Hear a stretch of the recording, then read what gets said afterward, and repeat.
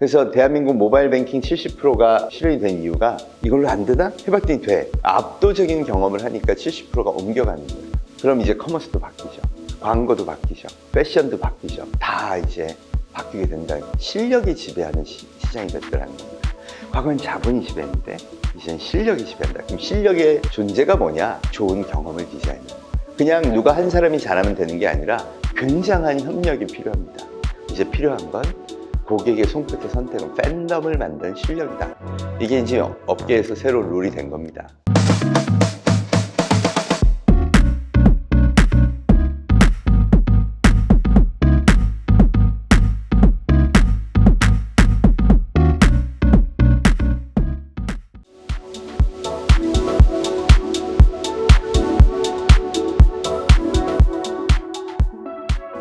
코로나 온 이후로 언택트 소사이어티가 계속되고 있고, 그러다 보니까 이제 포노사피엔스라는 새로운 문명에 대해서 사람들이 관심도 갖고, 그거에 필요한 디지털 트랜스포메이션, 디지털 대전환에 대해서는 뭐 거의 전 사회가 강제로 이동하고 있으니까 그걸 어떻게 하면 좋을까 하는 방법론에 대해서도 궁금해들 하십니다. 그래서 작년에 포노사피엔스라는 책을 내고 나니까 많은 분들이 포노사피엔스라는 새로운 단어도 많이들 익숙해지신 것 같아요. 그런데 이 책을 읽고 나더니 알겠다. 그래, 포노사피엔스 시대가 온 거 알겠는데 그럼 스마트폰을 슬기롭게 쓰는 진짜 구체적인 방법은 도대체 뭐냐? 기업은 기업대로, 학교는 뭐 학교대로, 학생은 학생대로 굉장히 다양한 접근 방법이 있을 텐데 그걸 좀 알려다오.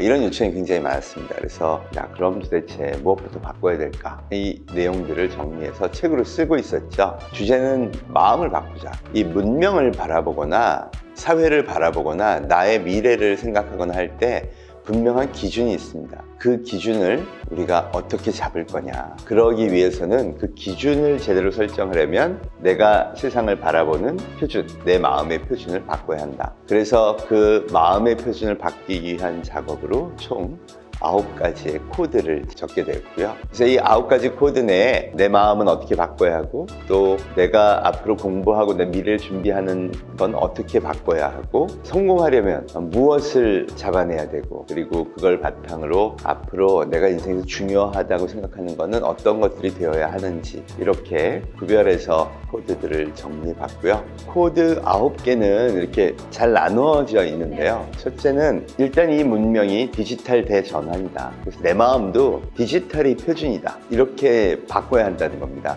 그러니까 이제 표준 인류는 스마트폰을 잘 쓰는 사람, 이거를 신체의 일부처럼 활용하는 사람이 표준이고, 그럼 이 사람이 표준이라면 비즈니스 모델도 그렇게 바뀌어야겠죠.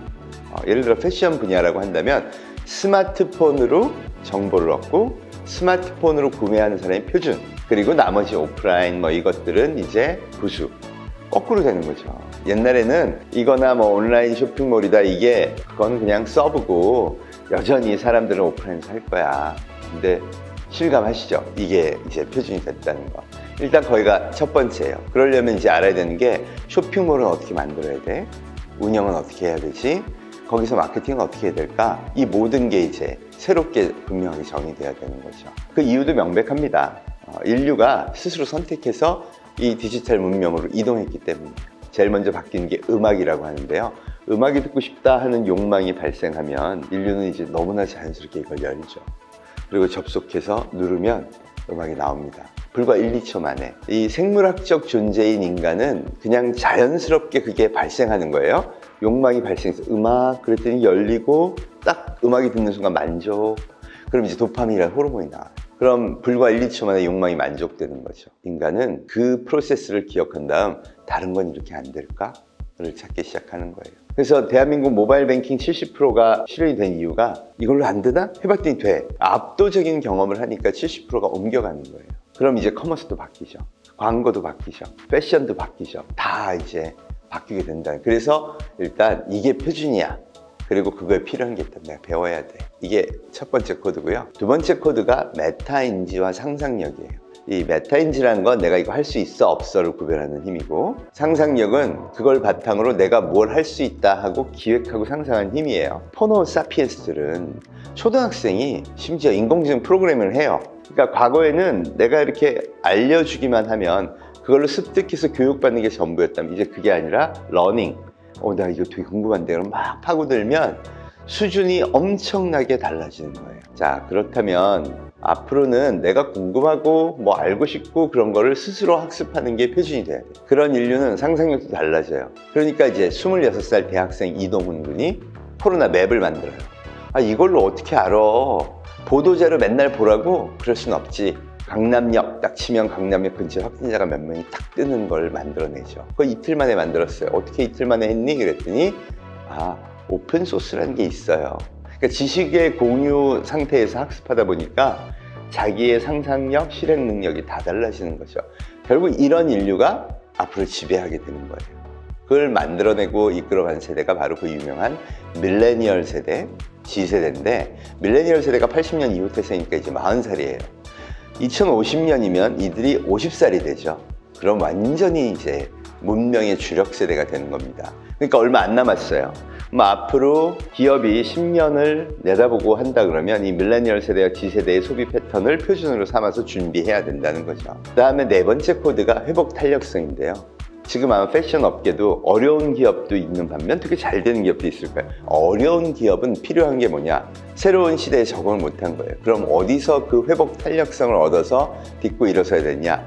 디지털 문명에서 학습해야죠. 자기 감정을 조절하고 대인 관계를 확장하고 긍정적 마인드를 갖는 게 심리학자가 말하는 회복 탄력성이거든요.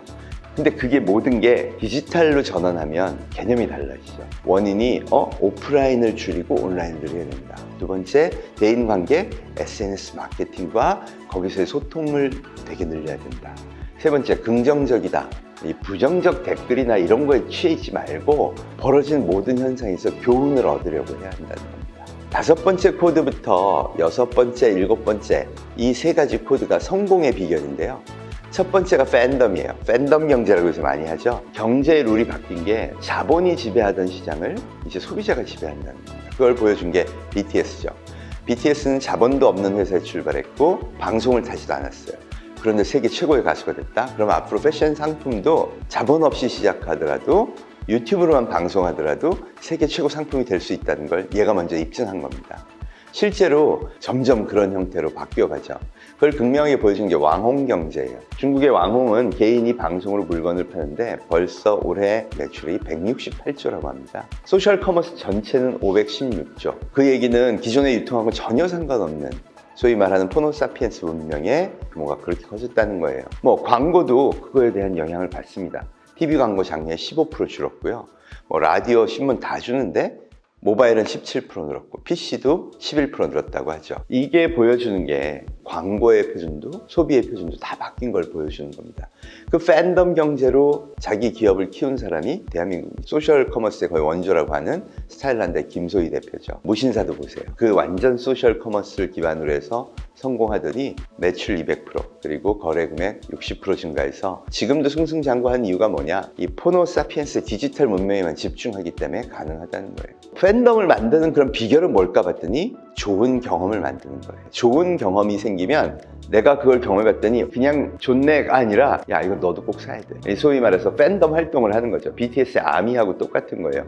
근데 그 경험이 격렬할수록 더더욱 그렇다는 겁니다. 재밌는 게 뭐냐면 그런 분야가 우리가 상상할 수 있는 모든 분야에서 다 나와요. 막걸리, 지평 생막걸리도 그렇게 팬덤을 만들었죠. 당근마켓, 중고시장 다 끝났다 그랬는데 그게 아니라 지역에서 자기들끼리 편하게 거래하라고 팬덤 만들고 심지어 트로트까지 팬덤이 나오더라는 거예요. 이것이 의미하는 바가 뭘까? 좋은 경험을 만들어내는 창의적 아이디어가 필요하다는 거예요. 이 좋은 경험을 만드는 건 과거처럼 좋은 품질이면 된다? 아니에요. 좋은 방식으로 소비할 수 있게 해줘요. 좋은 트렌드, 모든 게 종합적으로 가서 인간의 그 미묘한 존재인 인간이 심리적으로 와 이거 너무 좋다가 나오게 해야 돼요. 그야말로 종합예술이죠. 그래서 과거에는 기술이 이걸 만들고 세계 최고 상품이야 광고만 빵 때리면 다 먹혔어요. 이제 그게 안 된다는 거죠. 다양성이 일단 보장이 됐고요. 이 크기도 엄청나게 클 수 있어요. 컨텐츠 산업에서 보여주는 거 보면 그 스마트 스터디라는 조그만 벤처에서 베이비 샤크라는 동영상을 만들었죠. 이게 드디어 유튜브 조회수 1위에 올라섰습니다. 70억 3,500만 회를 넘어간 거죠. 그냥 한국의 벤처가 만든 거예요. 근데 데이터를 중심으로 고객이 어떤 걸 좋아하나를 끊임없이 관찰해서 그걸 통해서 성공할 수 있는 비결을 찾았다고 하죠. 컨텐츠가 이렇게 됐다는 건 프로덕트도 서비스도 당연히 그렇게 갈 수 있다고 그렇게 봐도 된다는 거죠. 자, 7번째 코드는 뭐냐 봤더니 실력이 지배하는 시장이 됐더라는 겁니다. 과거엔 자본이 지배했는데 이젠 실력이 지배한다. 그럼 실력의 존재가 뭐냐? 좋은 경험을 디자인해요. 그냥 누가 한 사람이 잘하면 되는 게 아니라 굉장한 협력이 필요합니다. 베이비샤크가 1등이 된 것도요. 심리학 하시는 사람, 디자인 애니메이션 잘 만드는 사람, 음악하는 사람, 빅데이터 분석하는 사람 전부 다 달라들어서 끊임없이 더 많은 조회수를 만들어내기 노력한 거죠. SNS 마케팅이라는 건 실력이 없으면 더 빨리 망해요. 리뷰가 너무나 살벌하니까요. 반면 역설적으로 그 리뷰가 올라오면 엄청난 파워를 얻게 되는 거죠. 실력이 지배하는 시장이 왔다고 보여준 게 웹툰이 특히 그렇습니다. 만화 시장은 일본이 왕이죠. 그런데 웹툰 시장은 대한민국이 왕이에요. 네이버 웹툰이 세계 100개국 1위입니다. 룰이 뭐였냐고 봤더니 만화를 스캔해서 일본에서 올려놓고 그냥 보라 그랬어요. 근데 아니야. 인간은 만화를 더 이상 좋아하지 않아. 웹툰은 만화가 아니야. 그래서 여기다가 딱 맞춰요. 이 폰으로 너무너무 보기 좋게 해주고 웹툰은 만화가 아니니까 단행본 사서 보는 거 아니잖아요. 월, 화, 수, 목, 금, 토일 장르별로 다 다른 만화를 보고 있어요. 매일 와도 지겹지 않게. 세 번째, 제일 중요한 룰이죠. 어떤 기성 작가의 권위도 인정해 주지 않았어요. 무조건 조회수. 무조건 사람들이 경험하고 좋은 것을 랭킹 1, 2, 3위로. 이건 미스터 트롯의 성공 비결하고도 똑같죠. 소비자는 스스로 선택하길 원해요. 그 룰에 따라 랭킹 시스템을 도입했더니 전 세계가 열광하는 재미있는 작가가 다 모이기 시작합니다. 한국에서 그 작가들이 터지면서 그 재미가 경계 없이 전 문화로 다 퍼지기 시작한 거예요.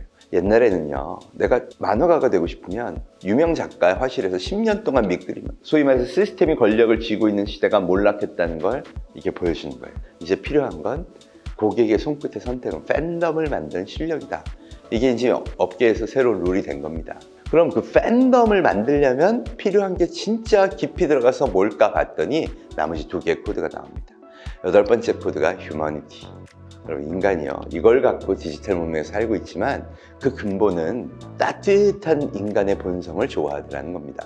그래서 도덕적인 검열 기준도 굉장히 세졌어요. 돈 많이 번 회장님이면 갑질 좀 해도 되잖아. 안 돼요. 이제 막 그러면 상장 폐지당하고요, 막 음식 회사 망하고 그런 거 보이시죠? 아니, 유튜버도 거짓말 좀 하면서 뒷광고 해도 되잖아. 안 돼요. 여기는 진실하지 않으면 그냥 순간에 날아가는 겁니다. 휴머니티라는 것은 누구나 공감하는 사람이라면 이렇게 살아야 돼. 모든 것의 기준이 야, 이게 진짜 인간으로서 해도 되는 거냐, 이게 깔려 있어야 된다는 겁니다. 마지막 코드는 제가 진정성이라고 꼽았습니다. 한 30년 알고 지낸 친구가 있어요. 그런 친구들 중에서 내가 야, 쟤는 진짜 괜찮다. 말하자면 인간으로서 팬덤이 생긴 거죠. 어떤 친구가 봤더니 정말 멋진 신념을 갖고 한결같이 살아왔다는 거죠. 그 멋진 신념에 인생을 걸어왔다는 겁니다. 앞으로 기업이 잘 되려면요, 멋진 신념을 세우고 거기에 인생을 걸어야 합니다. 그 웨이야라는 중국의 왕홍이 있는데 지금 중국 최고의 왕홍이에요. 한국에 뭐 화장품 85만 개 딱 가지고 라이브 방송하면서 파는데 43초 만에 팔아버렸어요. 그 정도의 파워를 가진 왕홍한테 물어봤어요. 너의 성공 비결이 뭐냐 그랬더니 저는 물건 하나를 고객한테 소개할 때 그때마다 제 인생을 겁니다. 이거죠. 인생을 걸 만한 진정성. 그게 결국 팬덤을 만드는 궁극이라고 저는 생각합니다. 이렇게 9가지 코드를 잘 지키면요, 디지털 문명에서 정말 멋진 팬덤도 만들고 성공의 길을 찾을 수 있다. 이게 제 책 체인지 9의 내용입니다. 그거에 관련된 이제 코드마다 관련된 또 기업의 성공 사례들도 담아놨으니까 한번 보시면 많은 도움이 되실 거라고 생각합니다.